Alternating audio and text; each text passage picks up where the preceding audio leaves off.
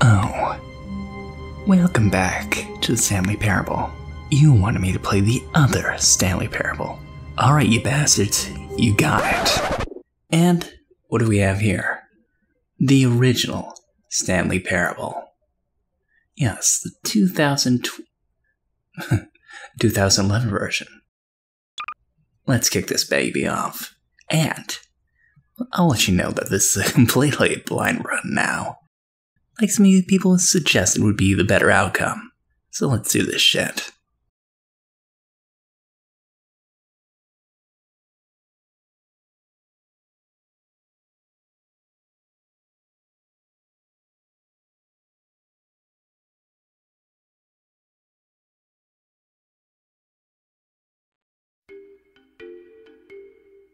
This is the story of a man named Stanley.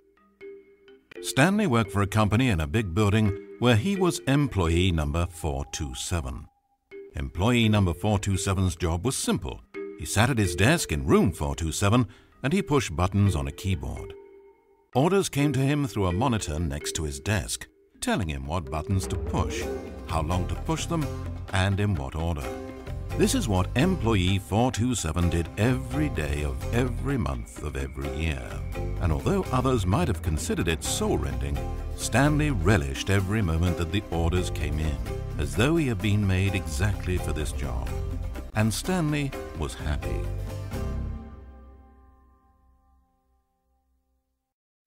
And then one day something very peculiar happened. Something that would forever change Stanley. Something he would never quite forget. He had been at his desk for nearly an hour when he realized that not one single order had arrived on a monitor for him to follow. No one had showed up to give him instructions, call a meeting, or even say hi. Never in all his years at the company had this happened, this complete isolation. Something was very clearly wrong. Shocked, frozen solid, Stanley found himself unable to move for the longest time. But as he came to his wits and regained his senses, he got up from his desk and walked out into the hallway. And now we have control. As you realize, we have the exact same narrator and a very similar opening plot. So, 1 second, I'm gonna crank up the mouse sensitivity.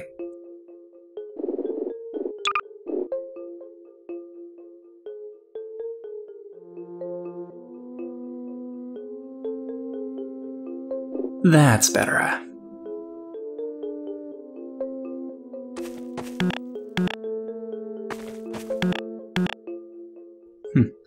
Alright. Stanley decided to go to the staff lounge to check on his co-workers. He never functioned well by himself and constantly needed support and guidance from others, so the thought of total solitude was terrifying to him.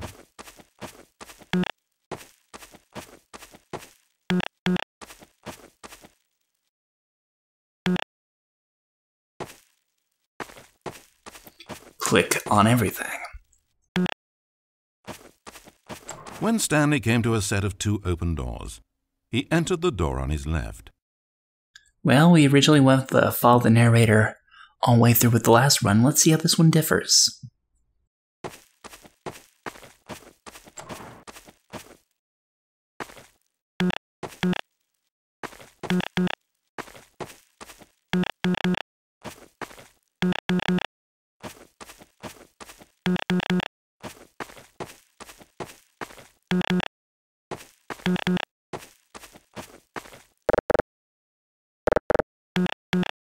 Well, that's odd.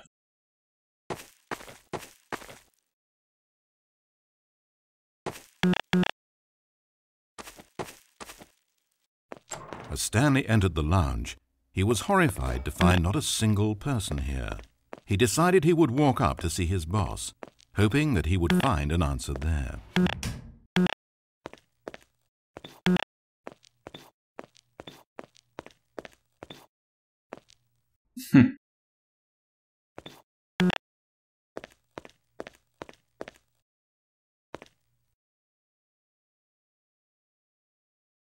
As you may have heard, this is, well, it's basically set in an unnamed part of City 17.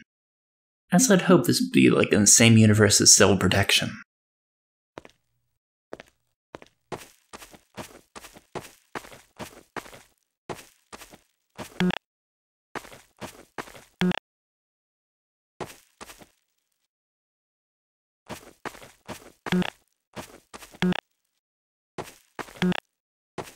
Coming to a staircase, Stanley walked upstairs to his boss's office.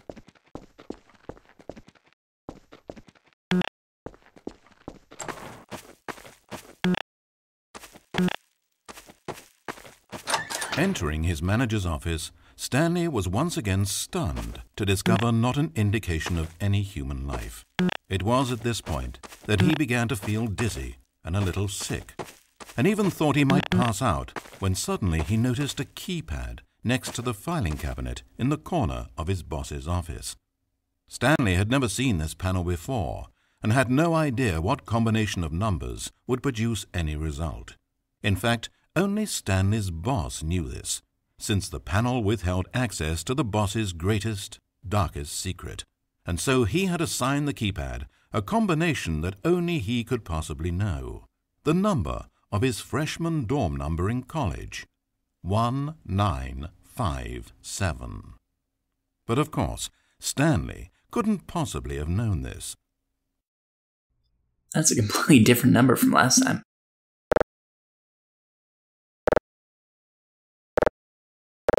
Yet incredibly, by simply pushing random buttons on the keypad, Stanley happened to input the correct code by sheer luck. Amazing. Stanley ventured forth into the newly opened passageway. Definitely creepier in comparison. As he drew deeper into the bowels of the building, Stanley had no idea where he was or what this place held. And just as he began to think he might not discover a thing, he emerged into a long room to find rows and rows of monitors, screens with a number above it. Stanley noticed, however, that these were not random numbers, but the number of employees who worked in the building, his co-workers. Even his own number, 427, had a place on the wall. But why a setup so elaborate, he asked. Was this simple surveillance or something even more? And as if in answer to his question, the wall slid open before him, revealing the ultimate truth of the situation.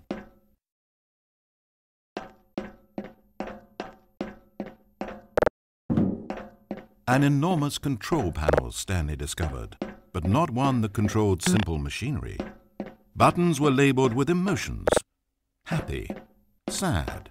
Levers and knobs controlled actions: walking, eating, doing work, or watching TV. Every input on this device monitored not the functions of a machine, but of a human being. And the reality began to sink in. Stanley, like so many other people, reduced to images on a monitor, had been under someone's control, always at the mercy of this machine. Could this have been the only reason employee number 427 was content with his boring job? That a machine had altered his emotions to accept it blindly? He began to feel an unbridled rage, and at the peak of his anger, something happened. A spark. Stanley looked up and saw the generator overhead, still providing some small amount of power to the machine, keeping it alive. And knowing that this generator was all that kept the controls running, Stanley moved to the ladder in the back of the room and began to climb towards the rafters.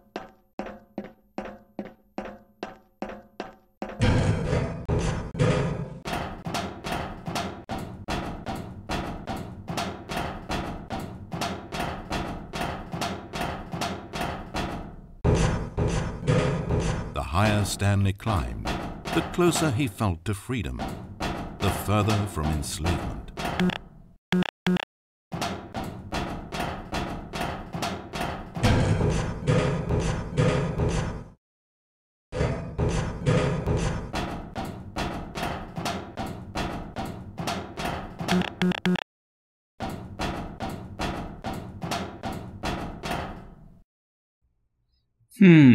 This seems familiar.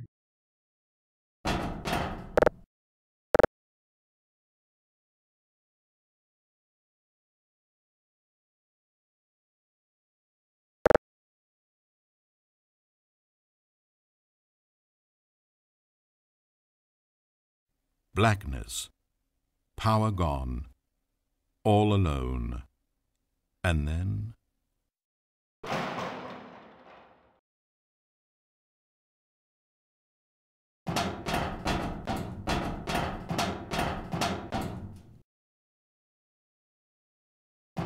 As he stepped through the door into the fresh outside air, a feeling of liberation rushed through Stanley's body.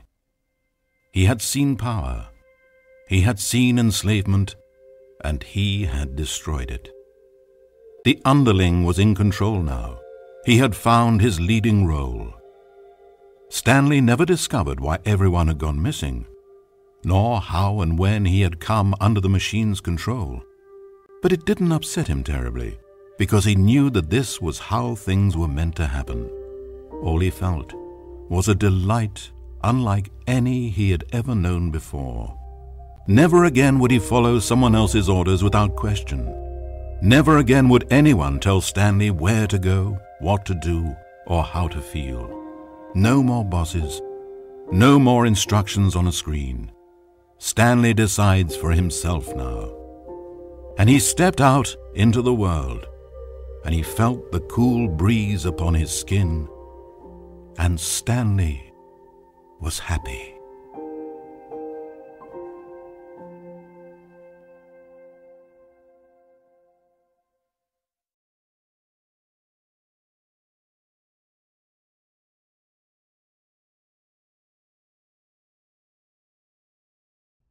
And there we have it, the original ending, where you turn it off.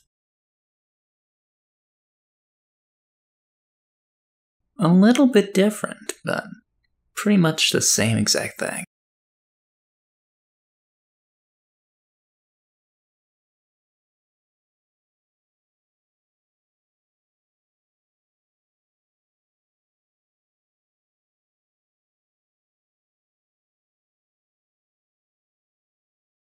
The credits are probably going to be the exact same thing for every run. I might as well just cut it out next time.